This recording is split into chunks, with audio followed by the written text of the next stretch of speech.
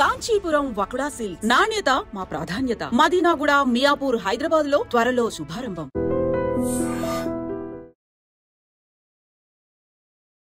నమస్తే, welcome to I dream. నేను మీ ఝాన్సీ. ప్రస్తుతం మనతో సీనియర్ స్టాక్ మార్కెట్ అనలిస్ట్ ప్రభు గారు ఉన్నారు. ఆయన అడిగి ఇప్పుడు ఫార్మా సెక్టార్లో మనం ఇన్వెస్ట్ చేయడం కరెక్టా కాదా, మరి ట్రంప్ ఇంకొంత ట్యాక్స్ని ఎక్కువ చేసే అవకాశాలు ఫార్మా సెక్టర్పై ఉన్నాయి కాబట్టి ఈ టైంలో ఫార్మా సెక్టార్లో ఆలోచించి ఇన్వెస్ట్మెంట్ చేయాలా, చేస్తే మంచిదా చేయకపోతే మంచిదా, ఈ విషయాలను డిస్కస్ చేద్దాము. నమస్తే సార్. నమస్తే అండి ఝాన్సీ గారు. సార్, సేఫ్ సైడ్ ఉంటాము అంటారా ఫార్మా సెక్టార్లో? ట్యాక్సెస్ ఎక్కువ అవుతున్న కొద్దీ మనకి మళ్ళీ ఇన్కమ్స్ కానీ అన్నీ తగ్గే ఛాన్సెస్ ఉన్నాయి కాబట్టి ఇన్వెస్ట్ చేయమంటారా, పేషెన్స్తో ఉండమంటారా? అంటే వీళ్ళు ప్రతీకార సుంకాలు వేస్తున్నాడు ఆయన. రెసిప్రొకేషన్ ట్యాక్స్ కానీ అంటే భయపెట్టి భయభ్రాంతులు చేసి ఆయనలోకి వాళ్ళు చెప్పినట్టు ఉండేటట్టు చేస్తున్నాడు. కెనడాకి, మెక్సికోకి ట్యాక్స్లు విపరీతంగా వేస్తున్నాడు, పెరిగిపోతాయి. ఇక అది ఇంప్లిమెంట్ చేస్తారా, వెనక్కి అడుగేస్తాడా అనేది మనం చూడాలి. ఇంకా మనకి 7th ఉంది, ఫార్మా సెక్టర్ మీద 25% అంటున్నాడు. 25% అంటే మరి ఎంత ఉండేది సార్? ఇంతకుముందు 10% ఉండేది. డబుల్ కన్నా ఎక్కువ, ట్రిపుల్ నియర్లీ. సో అంటే అది ఇంప్లిమెంట్ చేస్తారా లేదా? ఎందుకంటే ఫార్మా మీద ప్రిస్క్రిప్షన్ మొత్తం మనదే, ఇండియాదే. అది ఏపీఐది చైనా నుంచి ఎక్కువ తీసుకుంటారు. ఇండియా కూడా మనం 30%, మనం ఎక్స్పోర్ట్ చేసే దాంట్లో 30% యుఎస్కి పంపిస్తాం, మేజర్ వాళ్ళే. సో అట్లాంటి ఇప్పుడు సపోజ్ అది ఆపారనుకోండి, లేకపోతే ట్యాక్స్ పెంచారు, ఏమవుద్ది? అల్టిమేట్గా కింద కొనుక్కునే కొనుగోలుదారికి రేట్లు పెరుగుతాయి. సో ఆయన బిజినెస్ మ్యానే ట్రంప్. ఎందుకు ఇట్లా చేస్తున్నారు? ఎందుకంటే వాళ్ళనే ఇబ్బంది పెడతాడు ఫైనల్గా. అల్టిమేట్గా ఇబ్బంది పడేది యుఎస్ ప్రజలే. ఇప్పుడు ఇవాళ 10 రూపాయలు కొనుక్కుంది, రేపు 20 రూపాయలు కొనాల్సి వస్తుంది 100%. ఇవన్నీ ఈ ట్యాక్స్ తరీఫ్ వల్ల, ట్యాక్స్ వార్ వల్ల ఇబ్బంది పడేది కూడా వాళ్ళే చివరికి. అందుకే ఎట్టి పరిస్థితుల్లో వెనక్కి అడుగు వెయ్యాల్సిందే. ఎందుకంటే వాళ్ళు ఫార్మా అంతా మన దగ్గర నుంచి తీసుకోవాల్సిందే, ఆల్టర్నేట్ ఛాన్స్ లేదు. ఇప్పుడు యుఎస్ఎఫ్డిలో కూడా ఏ కంట్రీలో ఎక్కువ ఉన్నాయి? 650 కంపెనీస్ మన ఇండియాలోనే ఉన్నాయి. యుఎస్ఎఫ్డి పర్మిషన్ తీసుకున్న కంపెనీస్ మన దగ్గర నుంచి ఎక్కువ పోతున్నాయి కదా. మరి ఈ కంపెనీస్కే ట్యాక్స్ వేస్తే రేపు వీళ్ళు కొంచెం తగ్గించినా లేకపోతే పెంచినా 25% వేసుకొని అమ్మాలంటే వాళ్ళు ఆటోమేటిక్గా రేట్లు పెరుగుతాయి, వినియోగదారుడికి రేట్లు పెరుగుతాయి, తట్టుకోలేరు వాళ్ళు. మళ్ళీ వాళ్ళకే అది నెగిటివ్ అవుతుంది కదా. తిరిగి వచ్చి మళ్ళీ ఎటు వచ్చినా వాళ్ళకే వస్తుంది మళ్ళీ ఇబ్బంది. సో ఎక్కువ ఇది ఉంటుంది కాబట్టి ఆటోమొబైల్, సెమీ కండక్టరు, ఫార్మాకి ఈ మూడింటికి వేస్తానని చెప్పాడు. సో ఫార్మా మెయిన్ ఉంది. ఇప్పుడు ఫార్మాలో ఇన్వెస్ట్మెంట్ చేయొచ్చా అంటే, మనం కోవిడ్లో ప్రతి కంట్రీ దాదాపు 60 కంట్రీస్ మనం సేవ్ చేసాం. మనం చేసాం కోవిడ్లో. మనం చేసిన మెడిసిన్ ఉత్పత్తి, దానివల్ల కోవాక్సిన్ కానీ ఆ ఇంజక్షన్లు కానీ మనం పంపించినాయి కదా. సో మేజర్ మన నుంచే సేవ్ అయ్యారు. అందుకని అందరికీ ఒక గురుంది, ఇండియా అంటే ఒక గురుంది. ఫార్మాలో ఇన్వెస్ట్మెంట్ చేయొచ్చా అంటే, ఇప్పుడు ఇన్స్టెంట్గా డౌన్ అయినా లాంగ్ రన్ బాగానే ఉంటుంది. ఇప్పుడు యుఎస్ కూడా ఆయన ఏమన్నాడు, క్యాన్సర్ మెడిసిన్లు అన్నీ తగ్గిస్తా అన్నాడు. ఇప్పుడు మరి తగ్గించేది ఎక్కడ కనపడలా. ఇంకా ఆయన పెంచుతానే అంటున్నాడు. ఆయన చెప్పేది ఒకటి, బయట చేసేది ఒకటి అన్నట్టుంది. విధానాలు వేరు ఉన్నాయి. అంటే it's wrong selection by them 100%. ఎందుకంటే ఇప్పటికే రివోల్ట్ వస్తుంది, ఇంపీచ్మెంట్కి వెళ్ళే ఛాన్స్ కూడా ఉంటుంది ఇట్లానే కంటిన్యూ అవుతాయి.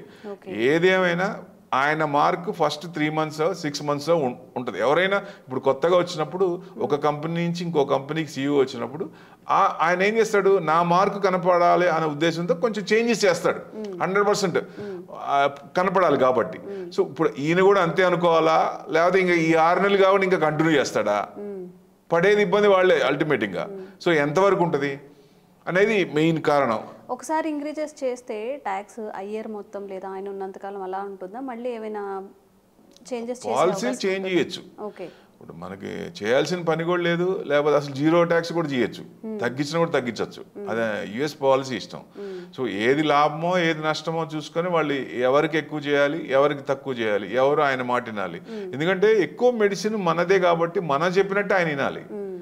సో అందుకని డెఫినెట్గా ఇట్లాంటివి కొన్ని ఉంటాయి కాబట్టి ఎక్కువ యుఎస్కే 30% మనం పంపిస్తున్నాం. 30% అంటే మనం ఎక్స్పోర్ట్ చేసిన దాంట్లో డెఫినెట్గా ఇది మంచి ఇదే కదా. ఇప్పుడు యుఎస్ఎఫ్డిలో 650 కంపెనీస్ కూడా ఐఎన్డిఏ దగ్గర నుంచి రిజిస్ట్రేషన్ తీసుకుంటారు. అది 4 years పట్టుద్ది. ఇది 4 years ఒక యుఎస్ఎఫ్డిఏ కంపెనీ పర్మిషన్స్తో తీసుకొని ఫామ్ అవ్వాలంటే 4 ఏళ్ళు పట్టుద్ది. మరి 4 ఏళ్ళు 600 కంపెనీలు అన్నీ 650 కంపెనీస్ ఉన్నాయి. ఈ కంపెనీస్ కాదనుకొని వాళ్ళు వేరే వాళ్ళకి ఇవ్వాలంటే ఎంత టైం పట్టుద్ది మళ్ళీ. సో ఈయనకు ఉండేదే 4 ఏళ్ళు.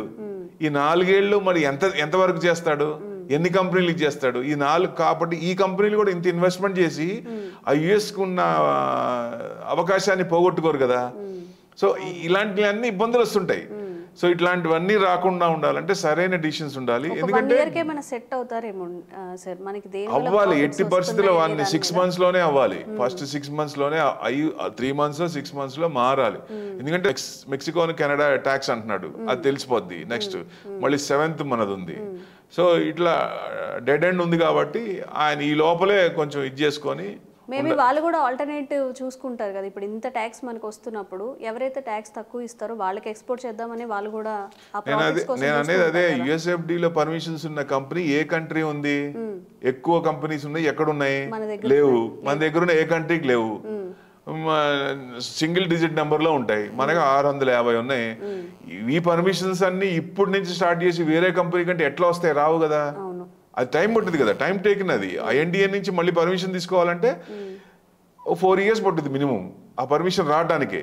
మరి అక్కడి నుంచి మళ్ళీ ఏ కంట్రీకి ఎక్కడికి వెళ్తాడు? ఇంకా ఛాన్సే లేదు, 80% ఛాన్స్ లేదు. ఆయన ఈగో తగ్గించుకోవాలంతే. ఆయన ఈగో తగ్గించుకొని దారికి రావాలంతే. ఎందుకంటే పెద్దన్న పొజిషన్ తగ్గుతుంది, డీగ్రేడ్ అవుతుందంట, డీడాలరైజేషన్ అవుతుంది, 100% డీడాలరైజ్ అవుతుంది. ఆయనకి ఏంటంటే బ్రిక్స్ చూస్తే భయం, రేపొద్దున వీళ్ళు మమ్మల్ని ఇది చేస్తారు అనేది భయం. ఎందుకంటే బ్రిక్స్ ఏ రకంగా చూసినా పెద్దది. వాళ్ళల్లో అందరిలో చైనా అంటే భయం ఉంది కాబట్టి ఒక రకంగా ఉంది. కానీ చైనా కూడా కరెక్ట్గా ఉంటే యుఎస్ని మామూలుగా లెఫ్ట్ అండ్ రైట్ చెడు కూడా ఆడుకోవచ్చు. ఎందుకంటే ఎక్కువ ఉన్న డెట్ కూడా ఉంది వాళ్ళకి పెద్ద విపరీతంగా. ఇదివరకు ఉన్న ప్రొవిజన్స్ అన్ని తగ్గిపోతున్నాయి యుఎస్లో. ఇదివరకు ఉండవు. అదే one day will come, everyone will want to come to India and do the job. అది ఎప్పుడు చూస్తాం? మన తరం చూస్తామా, లేకపోతే ముందు తరం చూస్తామా, ఆ పైన తరం చూస్తామా అనేది తెలియదు. కానీ ఎప్పుడో ఒకసారి డెఫినెట్గా ఇప్పుడు యుఎస్కి ఎట్లా పరిగెడుతున్నామో రేపొద్దున అందరూ ఇండియా కూడా వచ్చే పరిస్థితి ఉంటుంది. అదే కదా మన ప్రైమ్ మినిస్టర్, మన గ్రేట్ ప్రైమ్ మినిస్టర్ మోడీ గారు చెప్పేది. అమృత్ కాల్ స్టార్ట్ అయింది 2047. లాస్ట్ 10 years కాకుండా అంతకుముందు 20 years, అంటే దాదాపుగా 91 నుంచి 2010 2015 దాకా చైనా ఎలా జీడిపి పెరిగిందో మనకి ఇప్పుడు ఆ పరిస్థితి ఉంది. సో ఈ జియోపొలిటికల్ టెన్షన్స్ కొన్ని ఉంటాయి కాబట్టి ఆ టెన్షన్స్ అన్ని సెట్ చేసుకుంటా, ఎఫ్ఐస్ని అట్రాక్ట్ చేసుకుంటా, డిఐఎస్ని సపోర్ట్ చేస్తూ ఉంటే మార్కెట్ అసలు ఎక్కడో ఉంటుంది.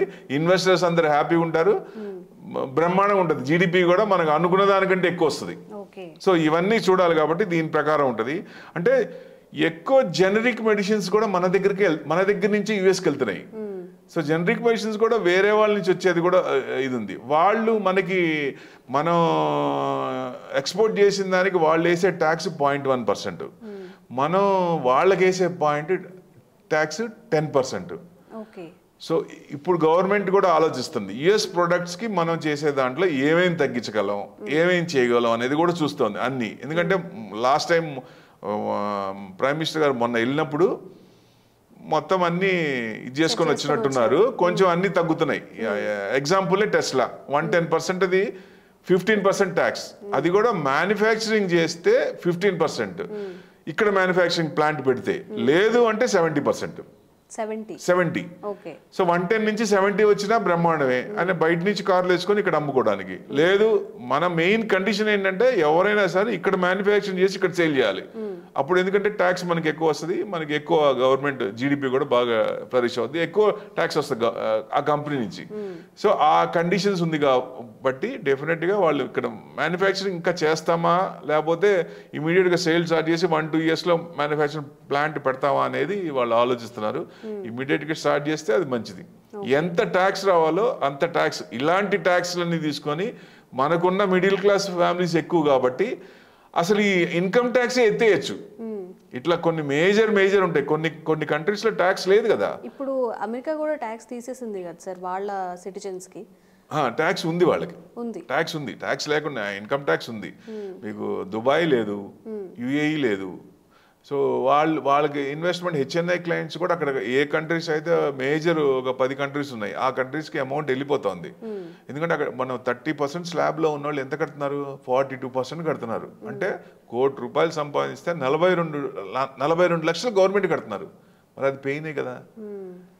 ట్రంపే అన్నాడు, అంతెందుకు ట్రంపే అన్నాడు, మీ ట్యాక్స్లు ఎక్కువ కలెక్ట్ చేస్తారు, ఇండియాలో ట్యాక్స్లు ఎక్కువ అని. వరల్డ్ మొత్తానికి ఆ ఫీలింగ్ ఉంది, ఇండియాలో ట్యాక్స్లు పిండుకుంటారు, టారెత్తిస్తారు జనాల్ని, ఆ ట్యాక్స్ తగ్గాలి. తగ్గే అవకాశం ఏమైనా ఉందా సార్ మరి ఇయర్? అంటే ఐటీ కూడా ఎప్పటి నుంచో తగ్గిస్తాం, పెంచుతాం అని ఇప్పుడు కూడా కండిషన్ పెట్టారు. 12 lakhs ఏమి లేకుండా ఓన్లీ శాలరీ బేస్ ఓన్లీ ఉంటే 12 lakhs వస్తుంది. ఇప్పుడు మీరు ఈక్విటీ మార్కెట్లో కానీ ఎక్కడైనా అదర్ సోర్స్లో కానీ ఇన్వెస్ట్మెంట్ చేసి దాని మీద ఇంట్రెస్ట్ వచ్చినప్పుడు ఈ 12 lakhs వర్తించదు. 4 లక్షలే ట్యాక్స్ వస్తుంది మినిమం లేకుండా. అక్కడ కిటుకు పెట్టారు అక్కడ. సో ఇప్పుడు ఎవరైనా కానీ ఇన్వెస్ట్మెంట్ చేయకుండా ఉంటారు కదా అంటున్నారు. మోడీ గారు బాగా ప్రచారం చేస్తున్నారు, దాచుకోకండి, ఇన్వెస్ట్మెంట్ చేయండి అని. మళ్ళీ చేసినా మళ్ళీ ఎందుకు దాచుకోనని కాదు, మీకు ఎలక్షన్స్ ముందు కూడా ప్రైమ్ మినిస్టర్ ద్వయం ఇద్దరు అమిత్ షాను మోడీ గారు ఏం చెప్పారు, గవర్నమెంట్ స్టాక్స్ లో ఇన్వెస్ట్మెంట్ చేయండి, స్టాక్స్ లో ఇన్వెస్ట్మెంట్ చేయండి. పార్లమెంట్ లో చెప్పాడు ఆయన. ఏది ఎగ్జాంపుల్ గా కాంగ్రెస్ ని చూపిస్తూ మీరు నా అమౌంట్ ఎందుకు పడతారు, గవర్నమెంట్ స్టాక్స్ లో ఇన్వెస్ట్మెంట్ చేయండి, పెద్ద డబ్బులు వస్తాయి అన్నట్టు. అంటే ఇండైరెక్ట్ గా చెప్పినట్టు. బయటకు వచ్చిన తర్వాత అమిత్ షా కూడా ఆయన కూడా చెప్పారు కదా, ఇన్వెస్ట్మెంట్ చేయండి ఏం పర్లేదని. ఆ తర్వాత కూడా పెరిగింది మార్కెట్, బాగానే వచ్చింది. ఇప్పుడు ఆల్ టైమ్ హైలో ఉంది 26,277, అంటే 26,300 అనుకోండి. అక్కడి నుంచి 19,000 నుంచి వరుసగా పెరిగింది కదా. సో పెరిగినప్పుడు కొంత పడితేనే మంచిది కదా, ఎంత పడుతుంటేనే మనకి హెల్దీగా ఉన్నట్టు. కంటిన్యూగా పోతుంటే ఎక్కడ కొనుక్కోవాలా, ఏదో రేట్లు కొనుక్కోవాలంటే భయం కదా. 100లో కొనాలా, 200 కొనాలా, 300 కొనాలా, పోతూనే ఉంటాయి. అదే మీకు 100కి వెళ్ళి 150కి వెళ్ళి మళ్ళీ వెనక్కి వచ్చింది అనుకోండి, ఓహో ఇది రేంజ్ బౌండ్స్ మారింది, కిందకు వచ్చింది కాబట్టి ఈ రేంజ్లో కొనొచ్చు అనేది ధైర్యం, అవకాశం దొరుకుతాయి కాబట్టి అది మనం సద్వినియోగం చేసుకోవాలి. ఇట్లా యుఎస్ఎఫ్డి నుంచి కూడా 650 కంపెనీస్ ఉన్నాయి. సో ఇట్లాంటి వాటికి మనకి వేరే కంట్రీ ఎవరికి లేవు కాబట్టి మనం హ్యాపీగా కూర్చోవచ్చు. 100% ఆయన దారికి వచ్చి తీరాల్సిందే. ఏదో ముందు ఆయన మార్కు చూపించాలి కాబట్టి ఆ రకంగా చేస్తాడు. ఎక్కువ జనరిక్ కూడా మనమే పంపిస్తున్నాం కాబట్టి ఏపీఐ కూడా మనం 30% ఉంది, మనం 72% చైనా నుంచి తీసుకుంటున్నాం. ఇక్కడి నుంచి ఒక 30% వాళ్ళకి పంపిస్తున్నాం. సో చైనా నుంచి కూడా వాళ్ళు మొత్తం గెట్అవుట్ చైనా అన్నాడు కదా, చైనా అంటే ఆయనకు పడట్లేదు. సో గెట్ ఇన్ చైనా అనాలంటే మనం ట్యాక్స్ హోప్స్ వాళ్ళకి ఇవ్వాలి.